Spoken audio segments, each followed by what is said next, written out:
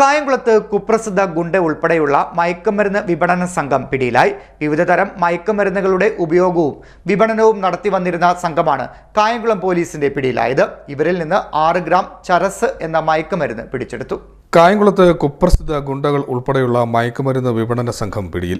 യുവാക്കൾക്ക് വിവിധതരം മയക്കുമരുന്ന് ഉപയോഗവും വിപണനവും നടത്തി വന്നിരുന്ന സംഘമാണ് കായംകുളം പോലീസിന്റെ പിടിയിലായത്. കായംകുളം വില്ലേജിൽ ചേരാവള്ളി മുറിയിൽ താനിക്കത്തറയിൽ പ്രദീപ് കുമാർ മകൻ കണ്ണൻ രാജു, സൂര്യനാരായണൻ, അൽത്താഫ്, നാസർ മകൻ അമീൻ, അഖിൽ, ഷിനാസ് എന്നിവരാണ് കായംകുളം പോലീസിന്റെ പിടിയിലായത്.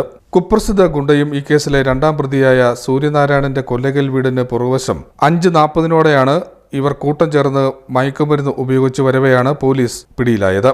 ഇവരിൽ നിന്നും 6 ഗ്രാം ചരസ് എന്ന മയക്കുമരുന്ന് പിടിച്ചെടുത്തു. കായംകുളം, ചേരാവള്ളി, പുള്ളിക്കണക്ക് തുടങ്ങിയ പ്രദേശങ്ങളിലെ നിരവധി യുവാക്കൾക്ക് മയക്കുമരുന്ന് വിപണനം നടത്തിവന്ന സംഘത്തിൽ ചേർത്തു വരുന്നു എന്നുള്ള രഹസ്യ വിവരത്തിന്റെ അടിസ്ഥാനത്തിലാണ് പോലീസിന്റെ പിടിയിൽ ഇവർ പെട്ടത്.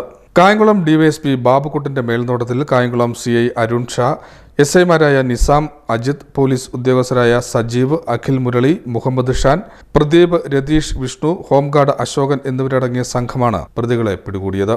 CDNet news, Kayamkulam.